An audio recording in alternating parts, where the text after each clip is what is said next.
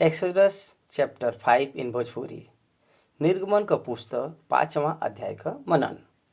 5वां अध्याय में 23 वचन बाटे और ये 23 वचन में मूसा और हारून फिरौन के सामने जाके परमेश्वर जौन बात उनके बताए बयान ओकरे बारे में वर्णन यहाँ पर लिखल गल बाटे। फिरौन यहोवा के हवे हम नहीं जानेला, ई उत्तर देत बानून। और दूसरे भाग में भी ई हमके देखे के मिलला के मूसा और हारून फिरौन के पास जाए के ई कहन के परमेश्वर हमके दर्शन देले बयान तो हमके जाए दो ताकि हम जाए के उनकर आराधना कर सकीला। तब फिरौन मूसा से कहना के तू लोग काहे लोगन के आलसी बनावत बया और उनके काम करे से रोकत बया। तो और लोग कहना के तब फिर फिरौन कहे बयान कि इन पर और ज़्यादा बोझ डाल दो, इनके ऊपर और ज़्यादा और नया आज्ञा देवल गया। ईटा बनावे बदे उनके पुआल उनके स्वयं इकट्ठा करे के बाटे। ऐसे पहले ईट बनावे बदे पुआल का व्यवस्था करल जात रहल, लेकिन अब उनके खुद जाए के पुआल लेके आवे के बाटे। लेकिन ईट बनावे का संख्या कम नहीं होए के बाटे। फिरौन ई कहत बान के तू परमेश्वर के बलिदान करे बदे जाल चाहत बया, ऐसे ई पता चलत ला के तू आलसी है। केवल इतना ही नहीं, वो हम पर क्रोधित हो गए काहे बदे कहत रहल के तू झूठ बात पर मन लगावल। तब सारा इस्राएली कठिन परिश्रम के साथ पुआल इकट्ठा करे बदे पूरा देश में इधर उधर फिरे लगना और उनके ऊपर सरदारन के ठहराल गया जे उनके ईटा बनावे के काम का तेजी से काम करे बदे दबाव डालत रहना और उनसे कहत रहना के जौने दिन का काम हो वही दिन में काम समाप्त करे के बाटे। कुछ संदर्भ में फिरौन के द्वारा ठहरावल गए सरदार इस्राएलियन के मारत हुए देखे के मिलला। ए प्रकार से वो लोग उनके और सतावे लगना। तब इस्राएली के अगला फिरौन के पास जाए के विनती करना कहन के तू काहे अपने दोस्तन के साथ ऐसा दुर्व्यवहार करला। वो कहना के तहार दोस्त के मार तो देवल नहीं चाहना, वो हमसे कहल न के ईटा बनावा और तहा दास लोग भी मार के न, लेकिन दोस्त तोहरे ही लोगन का बाटे। और मूसा पर जी जौन अगुआ मूसा भरोसा रखे रहना वह अगुआ फिरौन के पास जाए के हम पर दया कर ए प्रकार से ऐसा याचना करना। तब फिरौन उनसे कहला तू आलसी है, तहके तो पुआल देवल न जाई और न ईटन का संख्या भी कम हो चाहिए। जा और आपन काम कर। इस्राएली प्रजा के समझ में आ गया कि हम बड़ा ही कठिन परिस्थिति में पड़ गल भाई। तब बाहर जाए के मूसा और हारून से भेंट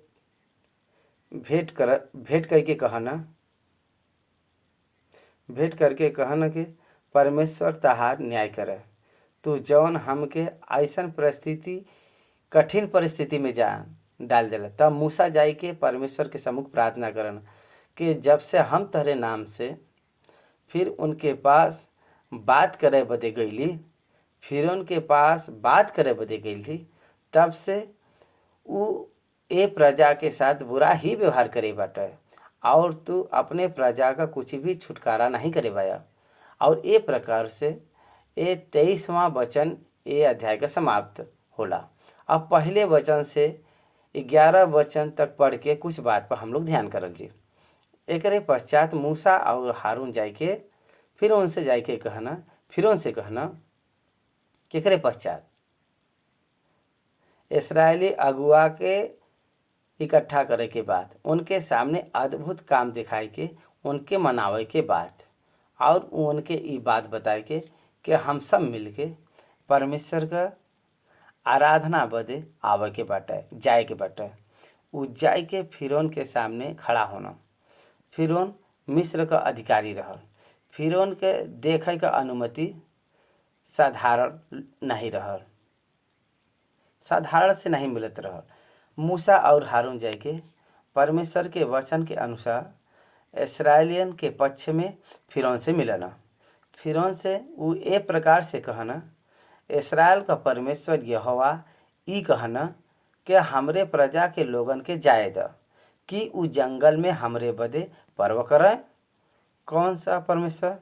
इस्राएली का परमेश्वर यहोवा। न ही हमसे पहले ए नाम से उ पहले कभी भी नहीं बुलावल गल बयान। इससे पहले कोई भी ए नाम से प्रकट नहीं भल बयान। 6वां अध्याय 3रा वचन में ए प्रकार से लिखल गल बा, हम सर्वशक्तिमान ईश्वर के नाम से इब्राहिम, इसहाक और याकूब के दर्शन देत रहले, लेकिन यहोवा के नाम से हम उन पर प्रकट नहीं भल बे। यही बदे यहोवा ई नाम मिस्र में कभी सुनाई नहीं देवल गल रहल। मिस्र में इस्राएली उनके पितरन का परमेश्वर मतलब अब्राहम, इसहाक और याकूब का परमेश्वर। उत्पत्ति 17वां अध्याय में परमेश्वर अपने नाम का परिचय ए विधि से देना के हम सर्वशक्तिमान ईश्वर है, उनकर नाम यहोवा बाटे। ई केवल मूसा पर ही परमेश्वर प्रकट के रहना। यही बदे मूसा ई नाम जौन कभी सुने नहीं रहना, पहली बार सुनना के इस्राएली का परमेश्वर यहोवा। फिरौन कहत बा यहोवा के हवे के हम उनकर वचन मान के इस्राएलियन के जाए दही। हम यहोवा के नहीं जानिला और हम इस्राएलियन के न जाए देबा। परमेश्वर मूसा से पहले ही कह रहना के हम फिरौन का उनके मन के कठोर करब और वो देश के नाश करब, तब वो तह के जाय दी हैं। ए प्रकार से कुछ काम कुछ देश में होए के रहल, उ देश पिघले के रहल, उ देश परमेश्वर के महान काम के जाने के रहल। तब तक फिरौन का मन कठोर बना रहे। मुँह से कहल गल वचन अनुभव में प्रकट होए के बाद उ भिन्न रूप में दिखाई देत बा। बात अलग बाटे, अनुभव अलग बाटे। यहोवा के बाटे हम ओके नहीं जानिला। ई केवल फिरौन का ही प्रश्न नहीं रहल, लेकिन परमेश्वर के न जाने वाला संसार का हर एक लोगन का प्रश्न ही बाटे, यहोवा के हवे हम नहीं जानिला। प्रिय भाई और बहन लोग, सारा संसार का नास्तिक और मसीह विरोधी लोगन का ई सवाल हो के का भयल के यहोवा के हवे। ओ समय में फिरौन यहोवा का नाम नहीं सुने रहल और यहोवा कौन सा महान कार्य करे बयान ओकर इतिहास उनके मालूम नहीं बाटे। अब्राहम, इसहाक और याकूब के जीवन में परमेश्वर का महत्व रखे रहना ई फिरौन के नहीं मालूम रहल और परमेश्वर जौन महान कार्य उनके बदे करे रहना फिरौन नहीं जानत ना। यही बदे उनके मन में परमेश्वर के प्रति कोई भी बात नहीं रहल, परमेश्वर से संबंधित कोई भी अनुभव उनके पास नहीं रहल। जौन परमेश्वर के नहीं जानला आज उनकर भी यही प्रश्न बाटे और बाइबल ओकर जवाब देला और धीरे से ओकर अध्ययन कई के जे लोग बाइबल का जानना ओसे सीख के परमेश्वर के विषय के उनके बारे में सच्चाई के ज्ञान प्राप्त कर हर एक जिम्मेदारी बाटे। फिरौन कहना के इके हवे हम नहीं जानिला और न ही हम लोगन के जाए देबा। प्रिय परमेश्वर के लोग परमेश्वर के ठुकराई और परमेश्वर के जाने वाला लोगन के ठुकराई ई फिरौन का सत्याकार हमें दिखे के मिलला। तब मूसा और हारून उसे कहना के हिब्री का परमेश्वर हमसे भेंट करेबा। इस्राएली के जीवन में ई व्यक्तिगत अनुभव बाटे, उनकर परमेश्वर से व्यक्तिगत रूप से मिलब ई उन लोगन का अनुभव बाटे। परमेश्वर का लोग हम परमेश्वर से मुलाकात करे भाई, ये शब्द के इस्तेमाल करत न। विश्व नास्तिक समय में एक प्रसिद्ध नास्तिक वक्ता कहे बार के हम परमेश्वर के देखे भाई। इस शब्द हम केवल मसीही लोगन के बोलत सुने भाई। एकर अर्थ का बाटे? एक मसीह व्यक्ति, एक सच्चा मसीह व्यक्ति परमेश्वर के जाने वाला होला, परमेश्वर से मुलाकात करे वाला होला। यहाँ पर मूसा और हारून कहना वो हमसे भेंट करे बन और हम उनसे मुलाकात नहीं करना, लेकिन वो हमसे मुलाकात करना। वो अपने इच्छा के अनुसार अपने काम बदे हम लोगन बदे चुने बान हमसे मुलाकात करना और हमके उनके नाम बदे ठहरेना। ये हमार अनुभव बाटे। वो कहना अगर तहार आज्ञा हो तो हमके जंगल में 3 दिन का रास्ता बदे जाए द के हम अपन परमेश्वर यहोवा बदे बलिदान करी। ऐसा न हो कि वो हमके मरी फैलावा और तलवार चलावा। यही मसीह विरोधीन के समीच में नहीं आया। परमेश्वर का बया और उ लोगन के तलवार से कैसे मार सकना। साराय में परमेश्वर मूसा के मार डालल चाहना। एकर विवरण हम आपके दिले भाई। जौन परमेश्वर मूसा के बोले न, जब मूसा आवल नहीं चाहता ना, तब परमेश्वर सारा विवरण उनके बता देना। वही परमेश्वर जौन मूसा यात्रा पर निकला ओके मारल चाहना। वो कैसा परमेश्वर बयान और कैसन परमेश्वर हैन, वो कैसन परमेश्वर हैन और कैसन परमेश्वर रहना, ये हमके जाने के बाटे। ये परमेश्वर उद्धार करे वाला है और सजा देवे वाला भी है। यह परमेश्वर उद्धार करे वाला और सजा देवे वाला भी है। ये परमेश्वर धर्मी के बचावे वाला और अधर्मी के दंड देवे वाला भी है। ये परमेश्वर जब अधर्मी लोग पश्चाताप करन तो उनकर उद्धार करे वाला और जब लोग पाप करन तब उनका दंड देवे वाला भी है। ये सत्य हमके समझे के बाटे। ये बहुत सारा लोगन बदे ठोकर का कारण बनी। ये बहुत सारा लोग सोचन के ये कैसा परमेश्वर बयान के जौन अपने अविश्वासी के अपने भक्तन के तलवार से मारे बदे उठन। मनुष्य में यही हमेशा यही भावना रहला के मनई लोगन में यही भावना रहला के परमेश्वर अपने लोगन के कौनो भी प्रकार से बचाए सकना, बचाए लेना। यह धारणा लोगन के मन में रहला। लेकिन इस्राएली का परमेश्वर के प्रति इनका धारणा अलग बाटे। वो कौन सा धारणा बाटे? वो कहन के अगर परमेश्वर का आज्ञा हम न माना और उनकर आज्ञा के अनुसार अगर हम न चला तो हम नाश भी हो सके जा। ये बात के फिरौन के सामने वो लोग बोलत बा। यही बदे परमेश्वर अपने भक्तन के कार्य पर और उनके व्यापार के ऊपर वो ध्यान करना, उनके व्यवहार के ऊपर भी ध्यान करना और उनका विचार करना और न्याय करना। यहाँ पर मूसा कहल चाहना, याद रख हमार परमेश्वर जितना प्रेमी है उतना न्यायी भी है। वो क्षमा करे बदे तत्पर रहे वाला है और न्याय भी करे वाला है। ध्यान दो, जौन परमेश्वर लोगन का उद्धार करना वही परमेश्वर जब लोग उनकर आज्ञा का पालन नहीं करना, जब लोग उनके पाप का पश्चाताप बदे देवल गयल अवसर के तुच्छ जानना, तब उनके नरक के आग में डाले बदे भी वो तैयार रहना। यही बदे बाइबल के समझा। मिस्र का राजा फिरौन उनसे कहे बयान, मूसा से लोगन से तू काहे काम छोड़ावल चाहत बया? तू जाए के अपने अपने बोझन के उठावा, तू लोगन के काम करे बदे काहे रोकत बया? ये अध्याय हमके 2 बात सिखावला। उ का हवे? धर्म के नाम पर कैसे काम करल जाला और धर्म पर विश्वास न करे वाला लोग कौने रीति से विरोध करन।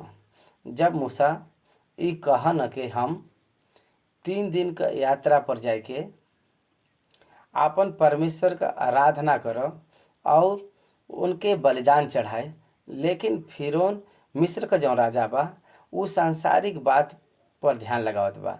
ई लोगन के काम करे से तू काहे रोकत बा? आध्यात्मिक कार्य बदे उ जौन समय देत रहना ओके राजा समझ नहीं पावत बाटे। फिरौन मिस्र का राजा केवल यह समझत रहल के उ इनसे काम छोड़ावल चाहत बाटे, लेकिन उ ई बात नहीं समझल के परमेश्वर सच में उनके दर्शन दिले बा और उनसे आपन आराधना उ करवावल चाहत बा।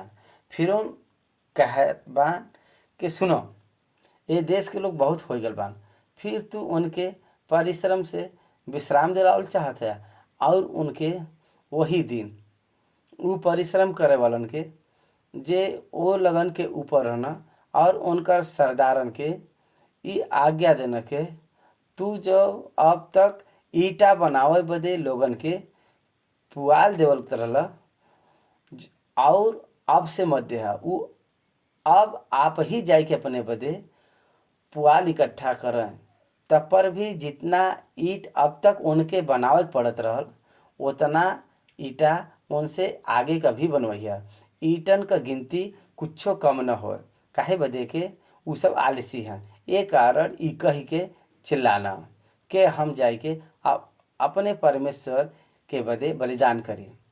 परमेश्वर का आराधना करे वाला, परमेश्वर का सेवा करे वाला और परमेश्वर का उपस्थिति में समय बितावे वाला कुछ लोगन का दृष्टि में आलसी और निकम्मा ए प्रकार का ऐसा प्रतीत होला। देखो, फिरौन इतना महान राजा, सब कुछ जाने वाला राजा इस्राएलियन के का समझत बाटे कि उ आलसी है, उ निकम्मा है और काम छोड़ावल चाहता।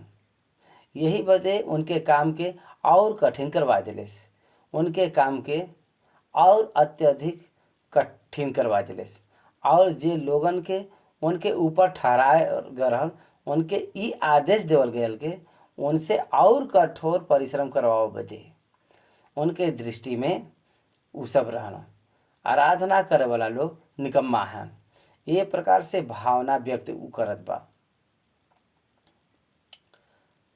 फिरौन मनुष्य से और कठिन सेवा करावल जाए कि उ उम्मीद परिश्रम करत रहे और झूठी बात पर ध्यान न दे। उनका दृष्टि में परमेश्वर का बात झूठी लगत बाटे। ये संसार का ईश्वर ये संसार के लोगन के परमेश्वर के वचन के प्रति अंधा कह के उनके वचन के झूठा कह के दिखाई देत बाटे। सत्य वचन के असत्य दस्तावेज के रूप में उनके दिखाई देत बाटे। ये दिखावत बाटे पाप का स्वभाव। ध्यान दें, यहाँ पर मनुष्य का पाप परमेश्वर के वचन के मनुष्य के झूठ के रूप में यहाँ पर दिखाई देत बाटे। जो वचन के नहीं जानला, जेकरे जीवन में विश्वास नहीं बाटे, उ वचन के असत्य मानला।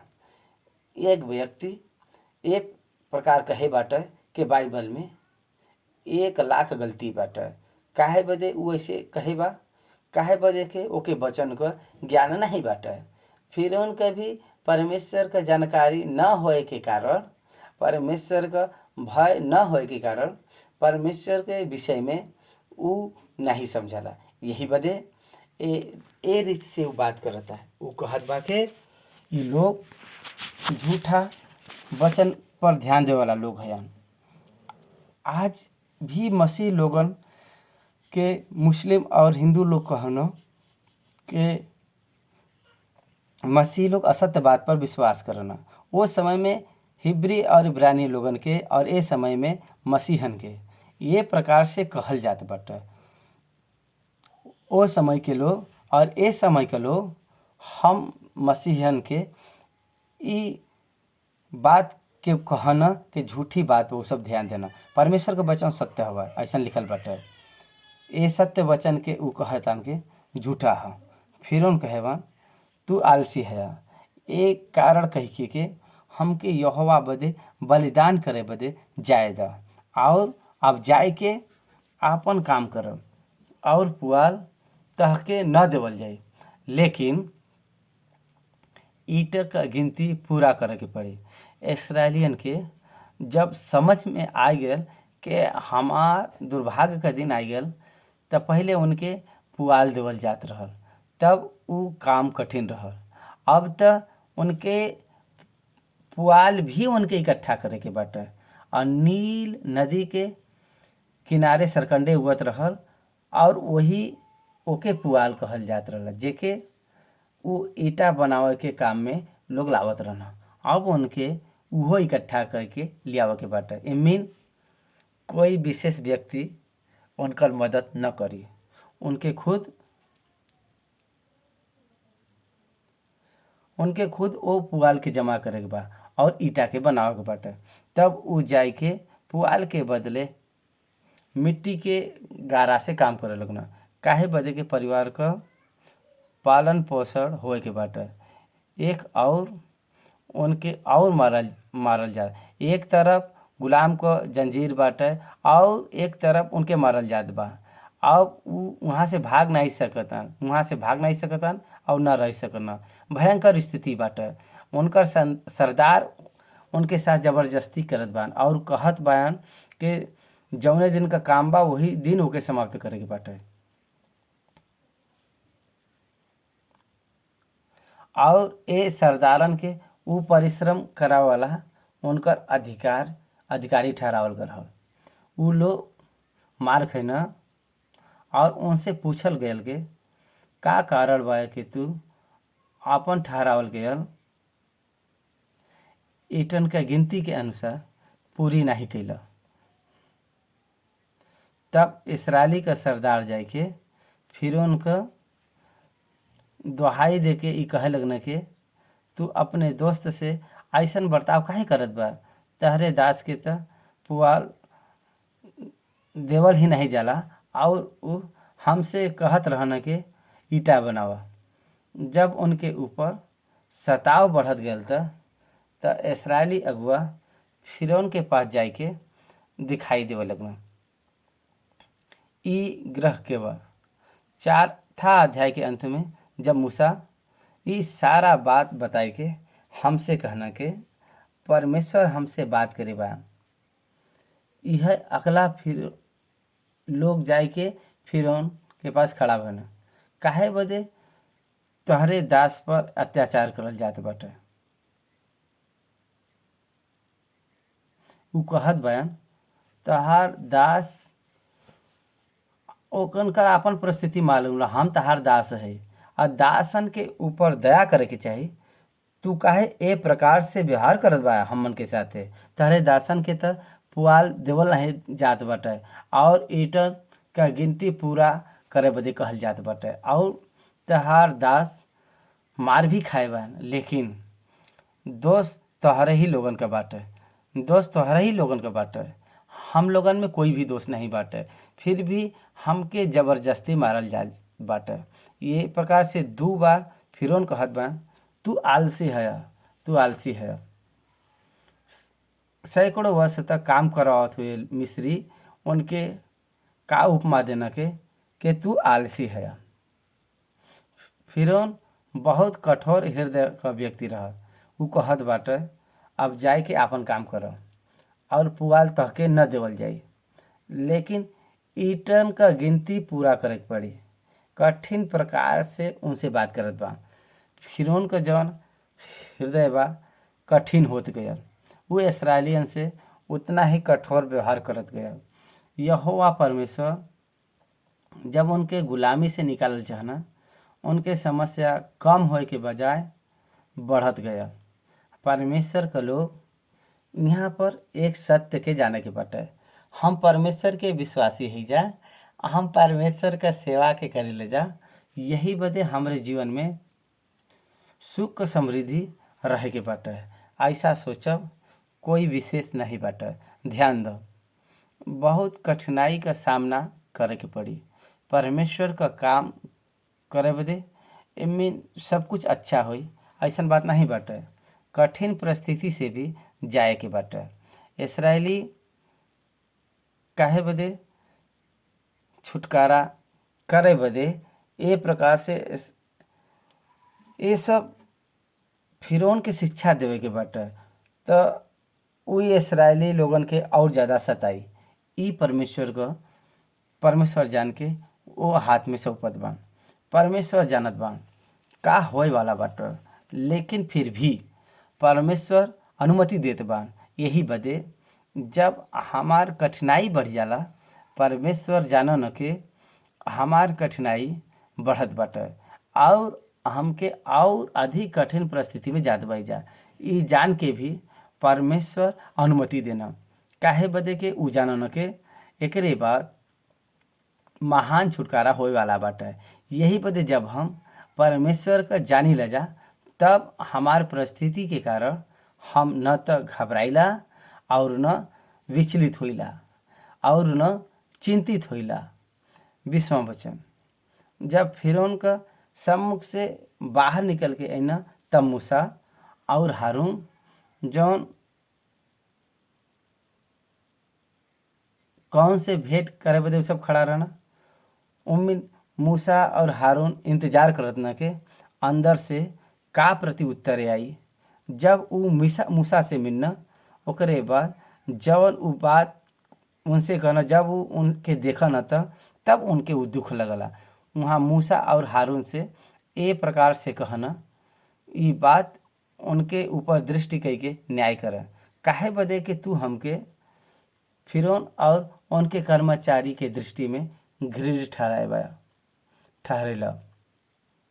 हमके घात करे बदे उनके हाथ में तलवार दे दिले बा। उ कहन के मूसा तू हमके मारे बदे उनके तलवार दिले बा, ऐसा प्रतीत होत बाटे, लेकिन तू हमके छोड़ावे बदे कुछो नहीं कैला। उ कहन के तू हमके ये आशा के दिलैला के परमेश्वर हमके छोड़ई हैं, लेकिन हमार जो जीवन बा और कठिनाई में गयल और हम लोग और दुख में पड़ गई जा। ये कही के इसराइल का अगुआ मूसा और हारून पर कुड़कुड़ाए लगना। ये सुनकर मूसा यहोवा के पास लौट के गईना और कहना, हे प्रभु, तू ए प्रजा के साथ ऐसन बुराई काहे कैला और तू हमके यहाँ पर काहे भेजला। जब से हम तोहरे नाम से फिरौन के पास बात करे बदे गईली, तब से उ ये प्रजा के साथ बुरा व्यवहार करे बा और तू अपने प्रजा का कुछ भी छुटकारा नहीं कैला। परमेश्वर जानन के छुटकारा कब करे के बाटे और जो मूसा कुछ नहीं जानना, उनकर ए प्रकार से बात कर कोई आश्चर्य नहीं बाटे। प्रभु, तू अपने प्रजा के नहीं छोड़ावत बा और एकरे तरफ से फिरौन और कठिन परिश्रम में डालत बा। जौने प्रकार से मूसा के मन में ये प्रश्न उठल, वही प्रकार से हर एक मसीही के मन में कोई न कोई समय में विपरीत परिस्थिति में ये प्रश्न उठला। प्रभु, तू हमके काहे बुलैला, तू काहे हमके उद्धार कैला। हम तहरे नाम में जियत बाई न, तो काहे बदे हमारे जीवन में संकट तू डाल देला। काहे हमरे जीवन में हमेशा गलती ही होत बाटे, काहे बदे कुछ अच्छा काहे नहीं होत। हर विश्वासी ये प्रकार से परीक्षा से गुजरला। यीशु पर विश्वास करे से हर समय फूल के रास्ते पर हम चलो, ये हमारे जीवन में कोई भी कठिन परिस्थिति न आई। ये प्रकार से ये धारा से हमके बाहर निकले के बाटे। परमेश्वर ये संसार में हमके कठिन परिस्थिति से जाए बदे अनुमति देना, ताकि हम आध्यात्मिक बात से सीख के विश्वास के जीवन में आगे बढ़ी जा। परीक्षा के द्वारा आशा और धीरज हमके प्राप्त होला। परमेश्वर का आश्चर्य काम के जाने के बाटे, समझे के बाटे। तो असफलता से विजय के कैसे प्राप्त करे के बा, ई इसराइलियन का ये चरित्र हमके बतावला। तू अपने प्रजा के नाही छोड़ैल। परमेश्वर मूसा से ई प्रश्न करत बा, तहार प्रजा हम तहके तहके छोड़ावे के बाटे, लेकिन तू ऐसा नहीं कैला।